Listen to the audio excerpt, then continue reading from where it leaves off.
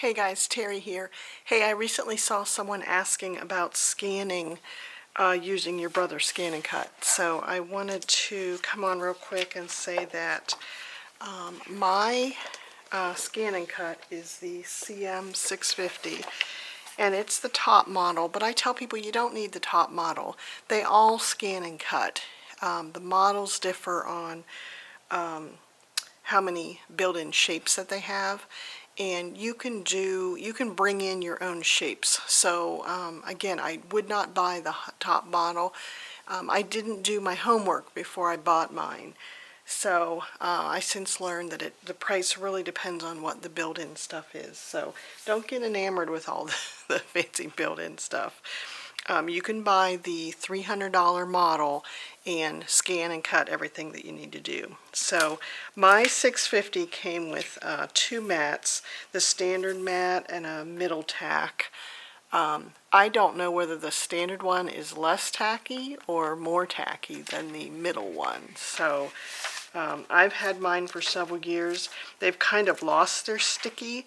So usually what I do is put the thing on here, and if I've stamped some images, I tape it down on here, scan around it, and cut out those shapes. So that's working perfectly with this. But if you're not going to cut, then I would suggest that you purchase the scanning mat. It has a plastic cover on it, and this is meant for when you're going to scan an image but you're not going to cut it. And I really like this plastic cover. It takes out some of the glare, and then of course I've been using my Scan and Cut to scan 12 by 12 scrapbook pages. So it is a square mat. You can scan your images this direction or this direction. It doesn't matter, because once you have it as a digital image, you can flip it.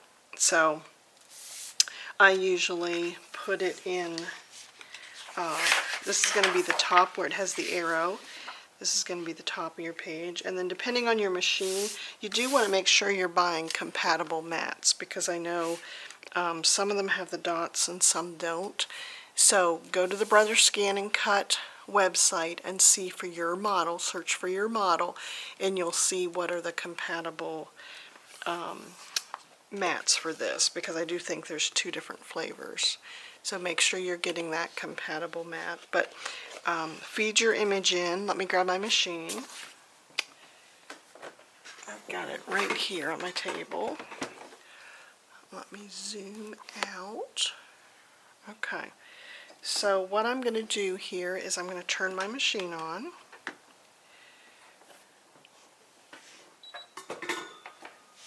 And it reminds you that it's going to prepare the rollers here. So it's going to spit out anything that maybe was stuck in there. Okay, so now I'm going to scan.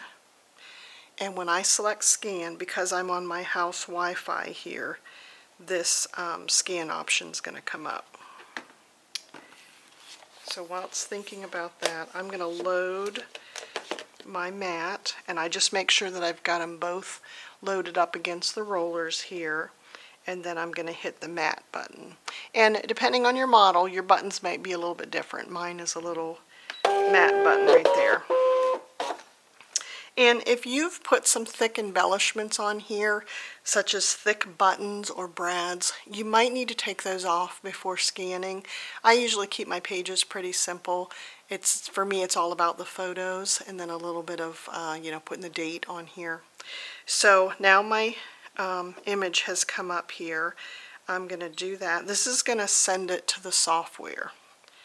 So I'm hitting start. If you don't have that button, you can save it to a USB that's over here. There's a little USB port. You can save it to a drive that way. But mine is sending it to the software. So I won't speed this up. I'll keep it real time so you see how fast it is. I usually put between 40 and 50 pages in my Creative Memory albums. And it takes me about 2 hours to go through this cycle of loading the page, sending it to the software, retrieving it in the software and saving it, and then starting all over again with the next one. So I love this method. I love that I have my scrapbook pages digitally backed up.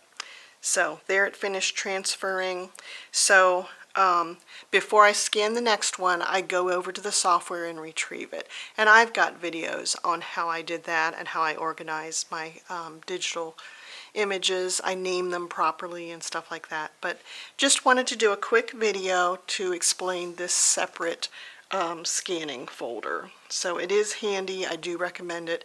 It doesn't come with your machine. So hope this helps. Hope I show you just something new. And I will talk to you guys soon. Bye, guys.